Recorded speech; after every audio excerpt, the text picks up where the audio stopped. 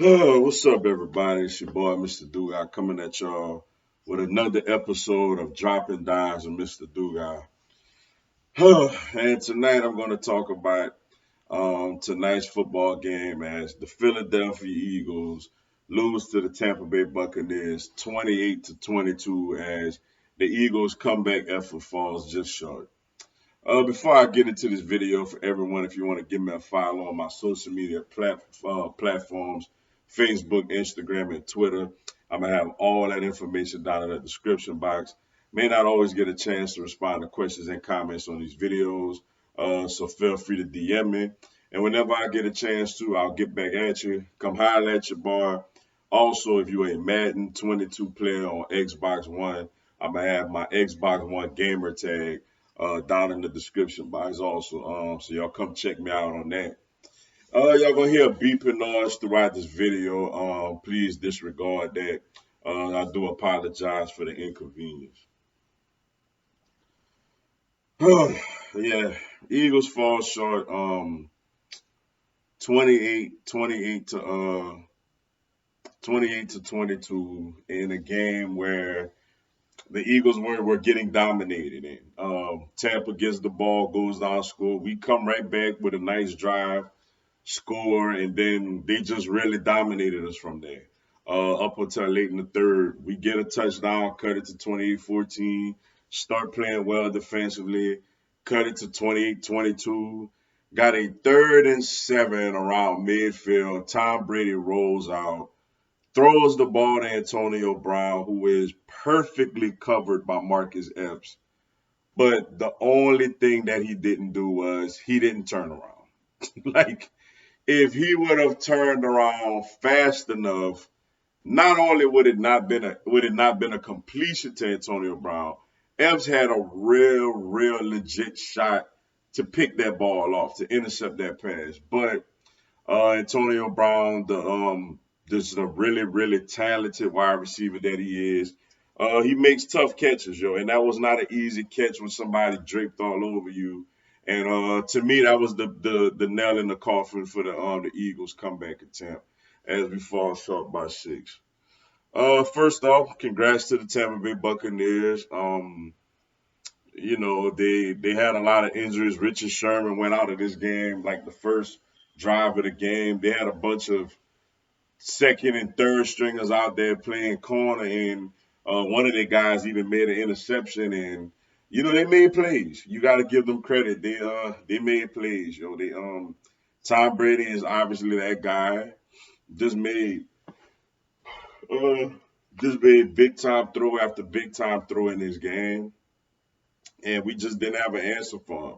For a little while there, it looked we were doing a good job, really getting after. Didn't sack him, but put a little bit of pressure on him. We did a solid job against Mike. Slade did a really good job against Mike Evans. Godwin caught a couple of passes, but we handled him for the most part. Fournette ran on us a little more than I would like, but the guy, Antonio Brown, was the guy that really gave the Eagles a whole lot of trouble tonight. The guy's good, and that's their third wide receiver. When you have somebody like that who just a few years ago was considered the number one wide receiver in all of football as your third wide receiving option, I mean that's a lot of weapons for a guy who already is, the greatest quarterback of all time. So Eagles had all that going against them. They battled. They fought hard, man. They tried. I'm not gonna sit here and be too critical of the defense. I mean that's a high powered offense over there, and they held them to 28. So you gotta at least, especially, excuse me, especially knowing that we don't really have no real like playmakers out there on the defensive side of the ball. So that's frustrating. Uh, Offensively, it has to get better. We showed a little bit of life late in the game. Hurts came alive, hit some passes, but we got to be better than what we are on offense. Like it makes absolutely no sense. We finally started giving Miles Sanders the ball in the fourth quarter, and my goodness, he made things happen. For the life of me, I cannot understand Look, Jalen Hurts is not missed some throws tonight. Jalen Hurts missed a couple of reads tonight. He is not the most polished NFL quarterback. But I tell you what, that young man is a battler. He battles. He fights. He don't give up. He has a winning mentality. He has to be put in better situations to succeed as a quarterback. Like when they finally let Miles Sanders start getting the ball in the fourth quarter, and he was gashing them 8, 9, 10, 11 yards a pop against the number one rush defense. And then you sit here and you look at Hurts, it's like you're not running the ball in the whole first half and half of the third quarter. And you're asking a quarterback who is not, excuse me, I'm sorry, you're asking a quarterback who is not the most polished quarterback as far as throwing the football. He's not going to be consistently accurate. But yet y'all are asking him to drop back and throw the football constantly. You come with all these RPO. Can we take the RPO and just absolutely throw it in the trash? Look, the RPO worked for Frank Ryan and Nick Foles during the Super Bowl run. This quarterback and this coaching staff, the RPO just does not work for us. Can we just call regular run plays, regular pass plays, and stuff like that, man? The Eagles should run the. Miles Sanders is too good of a player to only have such a minuscule amount of carries. Like that, that's just ridiculous to me. It makes absolutely no sense. Like we have to do a better job than that of getting, our main players the ball when they need the ball at. We was missing God tonight. Ertz actually had a solid game. Another thing too, man, we need to get the ball much more to Quez Watkins. Every time I see the ball around this young man, he is making a play.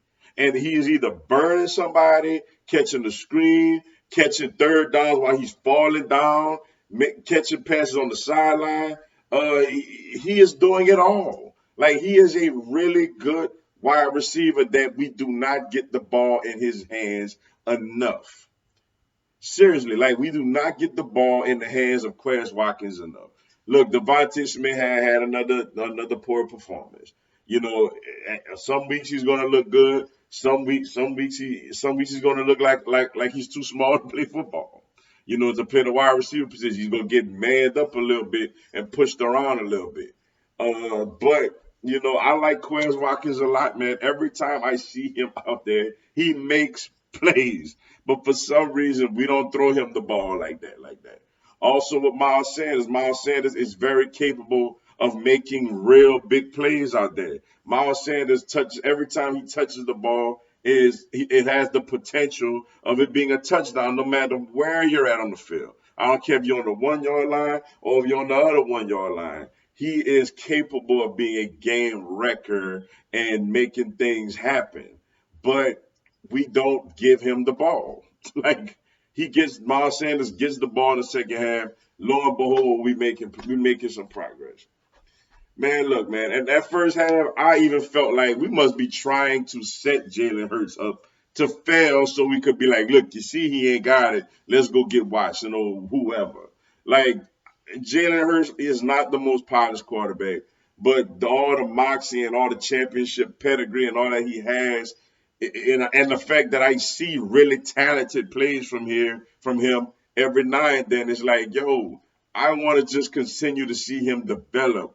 But this coaching staff has to do a better job of developing, and also developing is not just in teaching them this and that in practice. It's also on game day giving him more chance to be successful and perform well and win the game.